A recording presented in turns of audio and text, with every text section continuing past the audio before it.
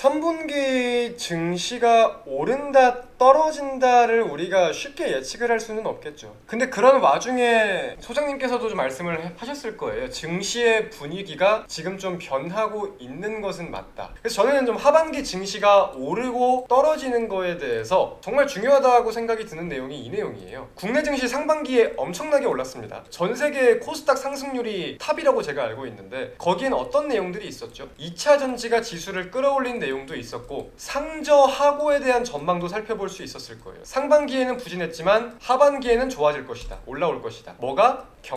경기가 올라온다는 거는 뭐를 뜻할까요? 전반적인 기업들의 실적도 중요할 거고요. 연관지어서 수출도 중요할 거고요. 그럼 당연히 무역 수지도 중요할 거고요. 굉장히 다양한 내용들이 있을 거란 말이죠. 그래서 이 경기가 하반기에 올라올 것이다. 대표적으로 반도체 하반기 반등, 메모리값 반등에 대한 내용들 등등이 있죠. 이러한 내용들을 가지고 증시가 올라왔는데 증시는 그럼 올라왔습니다. 그리고 하반기에 도입됐어요. 그럼 우리가 지금부터 볼 거는 뭐다? 하반기 경기가 우리가 상반기에 전망했던 것처럼 유지가 될 것이냐. 증시가 지금 5년, 10년 평균 대비해가지고 선행 PER이든 PBR이든 꽤나 고점에 위치해 있는 것은 맞습니다. 근데 거기에 대해서 상반기에 전망했던 대로 하반기의 모습들이 맞춰진다면은 이 고가의 부근에서 매물들을 소화하고 더 올라가거나 이 부근에서 시세를 보이거나 이런 모습들을 보일 수 있는 반면에 반대로 생각하면 뭐예요? 상반기에 한국이 수출을 100억 할 줄 알았는데 막상 까보니까 50억밖에 못했어. 그럼 시장 전망 대비 하회한 거잖아요. 크게. 그럼 여기에 대한 매물들이 많이 출회가 되겠죠. 그럼 시장은 거기에 대해서 고평가 논란을 가지고 빠질 거고 다시금 자리를 찾아가기 위해서 하락하는 수순을 밟을 수 있겠죠. 저는 그래서 이 전망에 대해서 증시 변동성을 좀 왈가왈부될 수 있는 가능성이 있지 않을까라고 판단을 하고 있어요. 그래서 아까 제가 지금 증시는 상승 동력보다 하락 동력에 더 주목하고 있다고 말씀을 드렸는데 관련된 내용을 가지고 약간의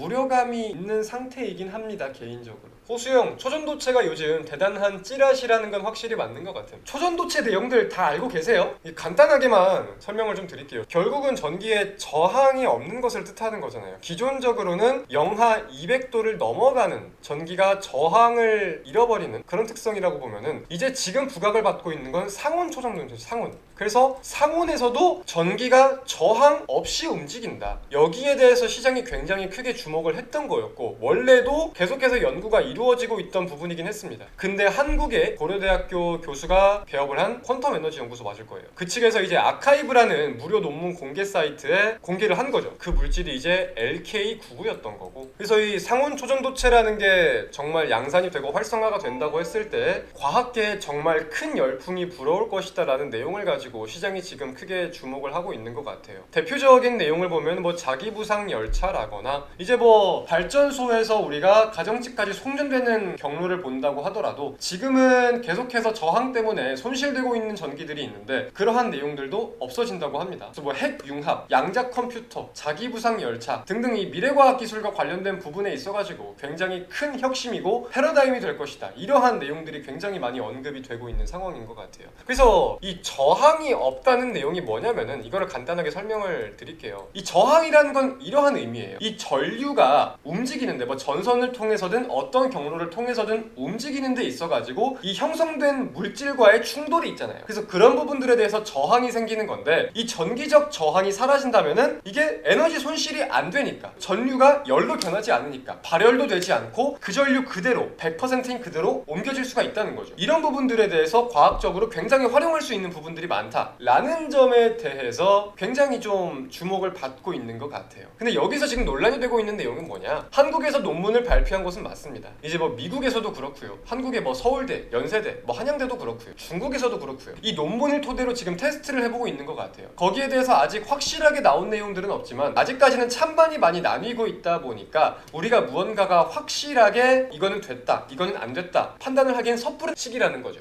반도체주들에 대해서 수호 씨의 생각은요? 우리가 이제 소장님께서도 최근에 강조를 하시는 뭐 HBM에 대해서 말씀을 좀 하시는데 제가 사실 여러분들께 계속 강조드린 업종일 거예요. 인공지능 반도체와 관련된 부분은. 근데 이제 관련되어 가지고 그게 무조건 HBM에만 국한될 게 아니라 GPU 파운드리와 관련지을 수도 있고 HBM도 우리가 볼 수 있고 마이크로 솔더볼을 볼 수도 있고 굉장히 다양한 품목들이 있는데 결국은 업황이 커지면서 관련된 사업 분야의 매출 매출이 견인되는 게 점차 확인이 되고 있는 추세라고 전 생각이 들어요. 근데 그런 와중에 제가 주목하는 이유는 뭐냐, 전 세계적으로 봤을 때 한국의 비중이 높잖아요. 뭐 GPU 파운드리 관련해 가지고는 쉽게 말씀을 드릴 수는 없겠지만 HBM 한국의 비중이 전 세계의 90%예요. 향후 전망을 봤을 때 한국의 비중이 높아지면 높아졌지 낮아지지는 않을 거란 전망이 나오고 있어요. 거기 중심에는 SK 하이닉스가 있는 거고, 그래서 우리가 긍정적으로 볼 수 있는 관점이 기본적으로 있는 걸 거고요. MSB도 마찬가지예요. 마이크로솔더블도. 덕산 하이메탈이라는 기업이 있습니다. 전 세계에서 이 MSB 관련된 비중이 1위라고 알고 있어요. 비중이 얼마길래 1위냐? 70%.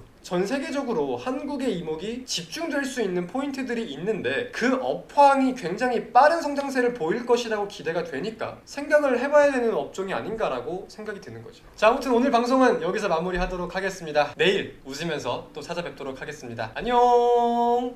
고생하셨습니다.